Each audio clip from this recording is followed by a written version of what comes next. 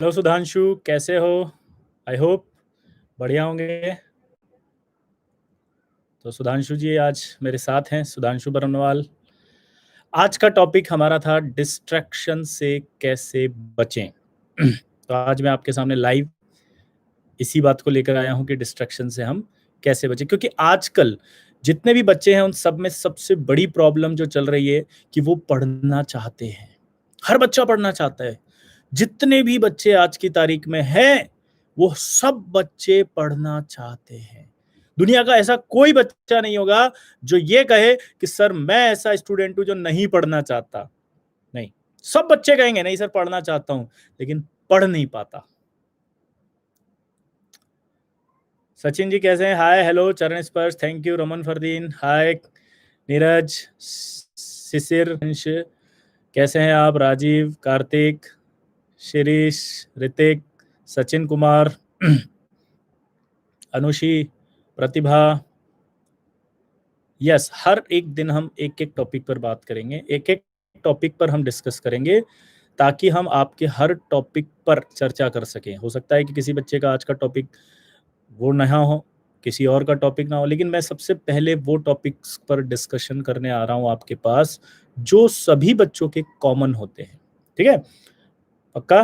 तो इस वजह से अभी हम सिर्फ उन्हीं की बात कर रहे हैं जो हमारे कॉमन टॉपिक्स हैं, जिसमें से आज हमने चुना है डिस्ट्रैक्शन से कैसे बचें।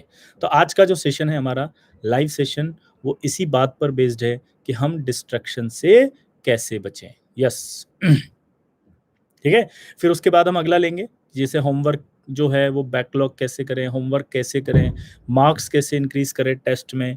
फिर उसके बाद अपनी कंसिस्टेंसी को हम कैसे मेंटेन रखें, कैसे हमारी परफॉर्मेंस अच्छी हो सकती है, अपने आप को मोटिवेटेड कैसे रखें। ये सीरीज है पूरी की पूरी जो मैं आपके लिए लेकर आया हूँ लाइव, रिकॉर्डेड नहीं। क्यों? क्योंकि रिकॉर्डेड में सिर्फ मैं बोलता हूँ और लाइव के अंदर आप जो चाहते हैं मैं वो भी बोलता हूँ। ठीक है। यस, विशाल साहू कैसे हैं आप? अलका जी, अर्नव, एसएम, तो आपके जो भी दोस्त हैं जो इस सेशन का फायदा लेना चाहते हैं आप उन्हें तुरंत बुलाएं ताकि हम सेशन स्टार्ट करें। ठीक है, जैसे आप एसएम अब्बास बोल रहे हैं कि केमिस्ट्री में 160 कैसे लाएं, बिल्कुल इस पर भी एक सेशन लेंगे। ठीक है बेटा। बट आज हमारा जो सेशन था, इंपॉर्टेंट सेशन था, वो इस बात पर बेस्ड था कि हम, बोलो, डिस्ट्रक्शन से कैसे बचें। तो देखो, डिस्ट्रक्शन से बचने का सबसे सिंपल तरीका होता है, डिस्ट्रक्शन से बचने का जो सिंपल तरीका होता है पहला, वो है हमारे पास एक सिस्टमेटिक टाइम टेबल होना चाहिए। क्लियर? अब हमने सोचा कि यार हम एक टाइम टेबल बना लेते हैं। टाइम टेबल हम बनाते भी हैं। हमने जब टाइम टेबल बनाया तो उसके बाद की प्रॉब्लम क्या होती है, वो फॉलो नहीं होता। वो फॉलो क्यों नहीं होता? क्योंकि वो डिस्ट्रक्शन ही तो है जो हमें फॉलो नहीं करने देता। सर, आप जो बात कर रहे हो ना सर, आप वापस से वही बात कर रहे हो जो हम कह रहे हैं कि डिस्ट्रक्शन से कैसे बचे। आपने कहा टाइम टेबल बनाओ, हमने कहा टाइम टेबल ही तो बनाते हैं हम, लेकिन टाइम टेबल फॉलो ही तो नहीं होता। आज जो जो मेरी बात से एग्री करते हैं जरा भैया बोले, डिस्ट्रक्शन यही तो है।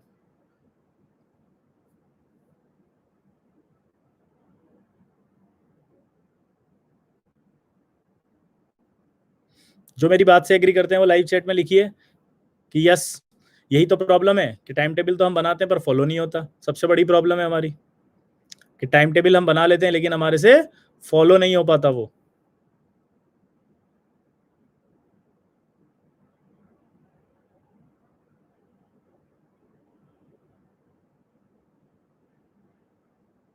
यस, देखिए कई बच्चे हैं जो ये आ चुके हैं, यस बोल रहे हैं, बिल्कुल। तो मेरा आपसे यही कंसर्न था कि जब टाइम टेबल बनाते हैं तो हम सबसे पहले टारगेट बेस्ड टाइम टेबल नहीं बनाते। हम पर डे का एक टारगेट बेस्ड टाइम टेबल बनाएं जिसके अंदर हमारे पास ये लिखा हो कि आज मुझे ये फिजिक्स के सवाल हैं, ये केमिस्ट्री के सवाल हैं, ये मैथ्स के सवाल हैं, ये मुझे कंप्लीट करने हैं। टारगेट बेस्ड जो हम टाइम टेबल बनाते हैं उसके अंदर हम इस बात का पूरा ध्यान रखते हैं कि हमें ये टारगेट कंप्लीट करना है। तो पहला स्टेप आप हमेशा नोट करें आज कि हमारा डिस्ट्रैक्शन से बचने का तरीका होगा, हम टारगेट बेस्ड प्लान बनाएंगे।